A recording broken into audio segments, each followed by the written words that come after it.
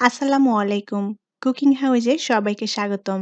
আজ আমি আপনাদের তৈরি করে দেখাবো হাতে মাখা ছোলা ভুনা। এই হাতে মাখা ছোলা ভুনাটা খেতে খুবই মজার হয়। এটা বিকালের নাস্তায় মুড়ির সাথে খেতে খুবই ভালো লাগে। তাছাড়া এমনিও খাওয়া যায়। আর রান্না করাটাও খুবই সহজ। তাহলে চলুন রেসিপিটি দেখে নেই। আমি এখানে ২ কাপ পরিমাণ ছোলা ৮ ঘন্টা মতো পানিতে ভিজিয়ে রেখেছিলাম। ছোলাগুলো ভিজে নরম হয়ে গিয়েছে। ছোলাগুলো খুব ভালোভাবে ধুয়ে পরিষ্কার করে নিয়েছি। এখানে পরিমাণে কেউ কম বেশি করে তৈরি করতে চাইলে ছোলার পরিমাণ সেভাবেই নিয়ে নিতে হবে। আর আজকের এই হাতে মাখা ছোলা ভুনাটা রান্না করার জন্য আমি কিন্তু ছোলাটা সিদ্ধ করে নিচ্ছি না, কাঁচা ছোলা দিয়েই এই ছোলা ভুনাটা রান্না করে নেব। তবে এখানে চাইলে আগে থেকে ছোলাটা সিদ্ধ করে নিয়েও হাতে মেখে এইভাবে ছোলা ভুনাটা রান্না করা যায়। এখন যে প্যানে আমি ছোলাটা রান্না করব সেই প্যানের মধ্যে ছোলাগুলো নিয়ে নিলাম। যেহেতু এখানে হাতে মেখে ছোলাটা রান্না করব তাই একবারে প্যানে নিয়ে নিতে হবে। এখানে আমি ১ টেবিল চামচের মতো রসুন কুচি করে নিয়েছি। আর নিয়েছি ১ টেবিল চামচ পরিমাণ কাঁচামরিচ কুচি। হাফ কাপ পরিমাণ নিয়েছি পেঁয়াজ কুচি। আমি এখানে মাঝারি সাইজের একটা আলু এভাবে ছোট কুচি করে কেটে নিয়েছি। আর নিয়েছি মাঝারি সাইজের একটা টমেটো কুচি। আর নিয়েছি একটা তেজপাতা। তেজপাতাটা ছোট টুকরো করে নিয়েছি। এখন ছোলার মধ্যে আলু, টমেটো আর পেঁয়াজ মরিচগুলো দিয়ে দেব। এখানে ছোলা ভুনার মধ্যে কেউ যদি আলু আর টমেটো না দিতে চান, আলু টমেটো বাদ দিয়েও এই ছোলা ভুনাটা রান্না করা যাবে। পরিমাণ মতো লবণ দিয়ে দেব। হাফ চা চামচের একটু বেশি পরিমাণ দিয়ে দেব শুকনা মরিচ গুঁড়া। ১ চা চামচ পরিমাণ দিয়ে দেব ধনিয়া গুঁড়া। হাফ চা চামচের মতো দিয়ে দেব হলুদ গুঁড়া। ১ টেবিল চামচ পরিমাণ দিয়ে দেব আদা রসুন বাটা। আমি এখানে রসুন বাটা এবং রসুন কুচি ২ টাই ব্যবহার করেছি, আর ছোলার মধ্যে একটু রসুনটা বেশি দিলে খেতে ভালো লাগবে। এখন দিয়ে দেব ২ চা চামচ পরিমাণ জিরা বাটা। ১ চা চামচ পরিমাণ দিয়ে দেব গরম মসলা বাটা। এবার পরিমাণ মতো তেল দিয়ে দেব।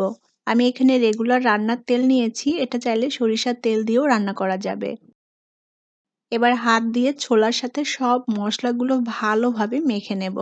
আর এখানে কিন্তু আর কোনো মশলা দেব না, এই মশলা দিয়েই ভালোভাবে ছোলাটা মেখে নিতে হবে।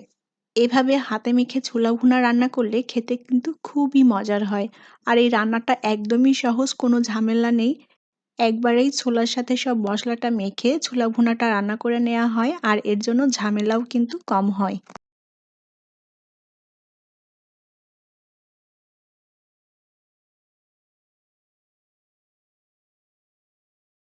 মশলার সাথে উল্টাপাল্টা করে দিয়ে খুব ভালোভাবে ছোলাটা মেখে নিয়েছি। এখন এর মধ্যে পরিমাণ মতো পানি দিয়ে দেব। ছোলাটা ভালোভাবে সেদ্ধ হয়ে যায়। আর এখানে যেহেতু ছোলাটা কাঁচা, আগে থেকে সেদ্ধ করা না, তাই সেই অনুযায়ী পানি দিয়ে দিতে হবে। এখনও যারা আমার চ্যানেলে নতুন, চ্যানেলটি সাবস্ক্রাইব করেননি, তারা প্লিজ আমার চ্যানেলটি সাবস্ক্রাইব করে দিবেন এবং পাশে থাকা ছোট্ট বেল আইকনটি প্রেস করে দিবেন। এতে করে আমি যখনই ভিডিও আপলোড করব, সাথে সাথে আপনাদের কাছে নোটিফিকেশনটি পৌঁছে যাবে। চুলায় প্যানটা বসিয়ে দিয়েছি। এখন ঢাকনা দিয়ে ঢেকে দিয়ে আমি হাই হিটে ছোলাটা ৫ মিনিট মতো রান্না করে নেব। ৫ মিনিট হয়ে গিয়েছে, আমি ঢাকনাটা খুলে দিলাম। এখন ছোলাগুলোকে একবার ভালোভাবে নেড়ে দেব।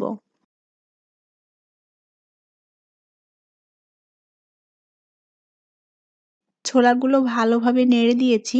এখন আবারও ঢাকনা দিয়ে ঢেকে দেব। আর এইবার মিডিয়াম আঁচে আমি ছোলাটা রান্না করে নেব। আমি ১৫ মিনিট মতো মিডিয়াম আঁচে ছোলাটা রান্না করে নিয়েছি। আর ছোলাগুলো সেদ্ধ হওয়ার জন্য যে পানিটা দিয়েছিলাম, পানিটা প্রায় শুকিয়ে এসেছে। আর ছোলাগুলোও কিন্তু ভালোভাবে সেদ্ধ হয়ে গিয়েছে। এখন ছোলাগুলোকে উল্টাপাল্টা করে খুব ভালোভাবে নেড়ে দেব। আর এই পর্যায়ে চুলার আঁচটাকে একেবারে অল্প করে দিয়ে আমি ছোলাগুলো খুব ভালোভাবে নেড়ে চেড়ে ভুনা করে নেব। আমি প্রায় ৫ মিনিটের মতো অল্প আঁচে খুব ভালোভাবে নেড়ে চেড়ে ছোলাগুলো ভুনা করে নিয়েছি। আর ছোলাটা এরকম মাখো মাখো হয়ে গিয়েছে।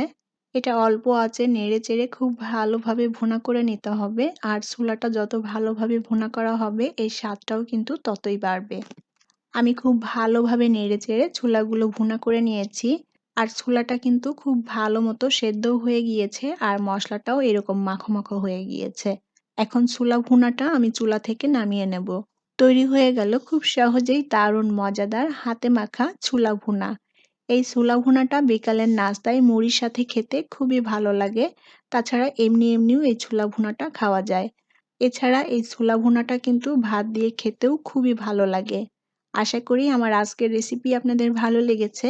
আর আমার রেসিপিটি আপনাদের ভালো লেগে থাকলে প্লিজ ভিডিওটি শেয়ার করবেন এবং লাইক কমেন্ট করে জানাবেন আপনাদের কেমন লাগলো। এইরকমই সব মজার এবং নিত্য নতুন রেসিপি পেতে চ্যানেলটি সাবস্ক্রাইব করে সাথেই থাকবেন। সবার সুস্থ ও নিরাপদ জীবন কামনা করি। ভালো থাকবেন সবাই। আল্লাহ হাফেজ।